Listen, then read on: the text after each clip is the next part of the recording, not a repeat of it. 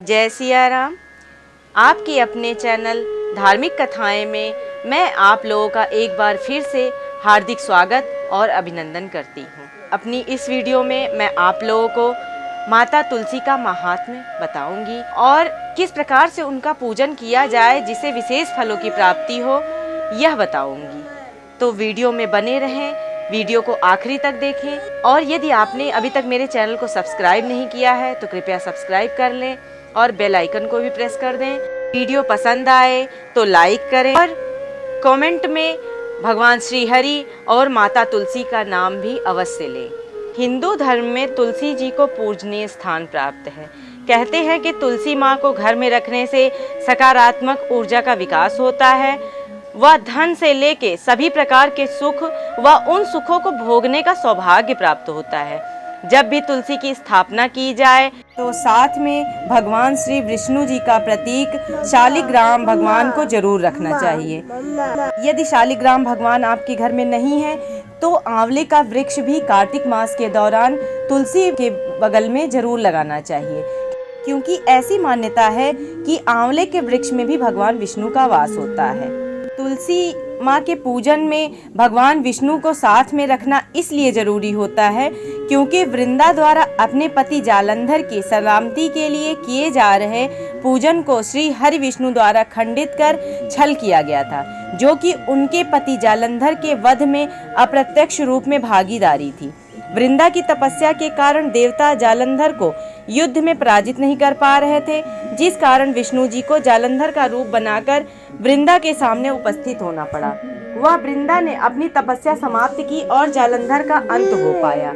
वृंदा ने श्री हरि विष्णु को पत्थर का हो जाने का श्राप दिया था।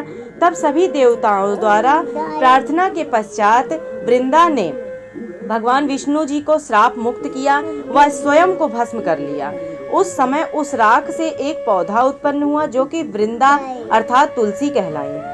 श्री हरि विष्णु ने तुलसी को वरदान दिया कि मैं श्राप के पश्चात स्वरूप सदा शालिग्राम के रूप में तुलसी के चरणों में पड़ा रहूंगा।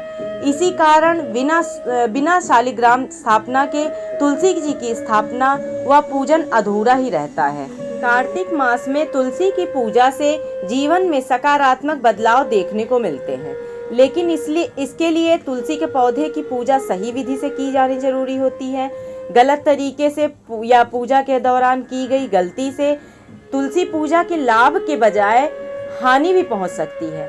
इसलिए आइए मैं आप लोगों को विधिवत तुलसी के पूजन की सही विधि बताती हूँ। तो सबसे पहले यदि आपके घर में तुलसी का पौधा नहीं है, आप तुलसी का पौधा लगाने की सोच रहे हैं, तो या इसको लगाने का सबसे अच्छा दिन बृहस्पतिवार का दिन माना जाता है और कार्तिक के महीने में इसको लगाने से बहुत ही शुभ फल प्राप्ति होती है। तो गुरुवार के साथ साथ कार्तिक महीना हो तो अति उत्तम है, नहीं तो वैसे भी गुरुवार के पौधा आप लगा सकती हैं। तुलसी का पौधा लगाने के लिए सबसे अच्छी जगह होती है यदि घर के आंगन में लगाई जाए तो ज़्यादा उत्तम है। घर में आंगन नहीं है या वहाँ जगह नहीं है तो आप बालकनी में या घर की छत पर ईशान कोण में तुलसी का पौधा लगाइए। और तुलसी का पौधा जहाँ लगा हो ध्यान यह देना चाहिए कि वहाँ कोई नाली ना हो या कोई ऐसी गंदी जगह ना हो, या बहुत सारे लोग कपड़े सुखाते हैं बालकनी में या छत पर, तो इस चीज़ का विशेष ध्यान रखना चाहिए कि किसी भी कपड़े की छाया या कपड़े का गंदा पानी तुलसी के ऊपर नहीं टपकना चाहिए, नहीं तो इससे तुलसी माता नाराज हो जाती हैं। और तुलसी का पौधा जब आप लगाएं तो स्नान आदि करके तभी तुलसी का पौधा छुएं, क्योंकि उसको लगाने के लिए भी शुद्ध होना बहुत ज़रूरी है। आप ऐसे किसी और से भी नहीं लगवा सकते, आप स्वयं लगाएं और उसमें जो भी आप मिट्टी या जो भी खाद आप प्रयोग कर रहे हैं उसका भी शुद्ध होना जरूरी है। गाय का गोबर हो तो ज़्यादा अच्छा है, नहीं तो आप खाद ले आएँ, खाद लगाएं, लेकिन किसी प्रकार का केमिकल या कोई भी कीटनाशक तुलसी में ना प्रयोग करें और कहीं की भी गंदी मिट्टी का भी प्रयोग तुलसी में ना करें। माता तुलसी का पूजन करने के लिए सर्वप्रथम सुबह स्नान आदि नित्य क्रियाकर्म करने के बाद एक लोटे में जल लेकर, यदि तांबे या पीतल का लोटा है तो ज़्यादा अच्छा है, नहीं है तो स्टील के लोटे में ही आप गंगा जल लेकर तुलसी पर जल चढ़ाएं। यदि आपके पास गंगा जल भी नहीं है तो जो साधारण शुद्ध जल हो तुलसी में चढ़ाएं। तुलसी में जल चढ़ाने के दौरान उनकी परिक्रमा करना भी लाभदायी होता है। तो 3 बार तुलसी की परिक्रमा के साथ जल चढ़ाना है।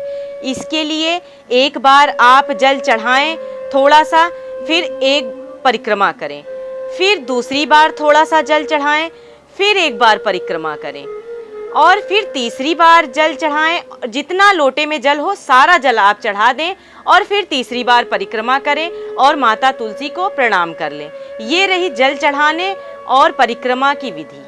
इसके पश्चात तुलसी पर यदि आपने चुनरी नहीं चढ़ाई है तो आप सर्वप्रथम माता तुलसी पर एक चुनरी चढ़ाएं और उस चुनरी को एक कलावे से बांध दें ताकि हवा आने पे या किसी भी तरह से वो चुनरी उड़ न जाए। जल चढ़ाने के पश्चात माता तुलसी को रोली, हल्दी, सिंदूर, अक्षत, फूल, माला, फल, मिष्ठान, जो भी आप प्रसाद भी चढ़ाना चाहें, भोग लगाना चाहें, वह भोग भी आप अवश्य लगाएं। ये सब चीज़ें चढ़ाकर उनका विधिवत पूजन करें और पूजन के पश्चात एक घी की बत्ती बनाएं।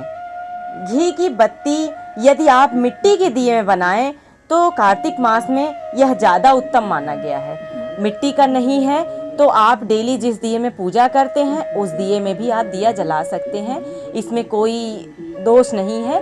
तो आप दिया माता रानी के लिए भी अवश्य लगाएं। दिया जलाने के बाद धूप बत्ती, अगरबत्ती ये भी जलाएं और माता तुलसी की आरती भी करें। आरती के बाद माता तुलसी के आगे नतमस्तक होकर अपने आंचल से, जो आंचल आपने सर पे ले रखा है, क्योंकि सर पे लेना भी बहुत अनिवार्य है आंचल को माता तुलसी के पूजन में, तो आपने जो सर पे आंचल ले रखा है उस आंचल को हाथ में पकड़कर नतमस्तक होकर माता तुलसी को प्रणाम करें और उस आंचल में अपने अखंड सौभाग्यवती होने का वरदान भी माता से मांगें। माता तुलसी को प्रणाम करने के बाद, उनसे आशीर्वाद लेने के बाद यदि आप चाहें तो थोड़ी देर माता तुलसी के पास बैठकर आप उनका ध्यान भी कर सकती हैं, उनके मंत्रों का जप भी कर सकती हैं, या फिर जिन लोगों ने गुरु के द्वारा मंत्र लिया है उन मंत्रों का जप भी तुलसी माता के समक्ष बैठकर करना चाहिए। ये माता तुलसी के पूजन की प्रातः काल की विधि है। सायंकाल की विधि के लिए सर्वप्रथम माता तुलसी को सायंकाल में आप शुद्ध होकर वस्त्र बदलकर, यदि आप स्नान करना चाहें तो स्नान भी कर सकती हैं, नहीं तो यदि आप शुद्ध हैं तो स्नान करने की आवश्यकता नहीं है। शुद्ध होने के बाद माता तुलसी के समक्ष एक घी का दीपक, जो कि मिट्टी के दिए में, अवश्य जलाना चाहिए और शाम को ना माता तुलसी को जल चढ़ाना चाहिए, ना माता तुलसी को रोली, हल्दी, अक्षत, सिंदूर ये सब लगाना चाहिए। माता तुलसी का कोई पूजन शाम को नहीं करना चाहिए। एकमात्र माता तुलसी को शाम को गाय के घी का जलाएं तो ज़्यादा उत्तम है। गाय का घी नहीं है तो किसी भी शुद्ध घी का एक दीपक अवश्य जलाएं और माता तुलसी को प्रणाम करें, उनसे आशीर्वाद लें। और यह ध्यान रखें कि जब माता रानी को आप दीपक जलाएं तो वह दीपक माता रानी से थोड़ा दूर जलाएं, क्योंकि उसकी आंच लगने से माता रानी कुम्हला जाती हैं।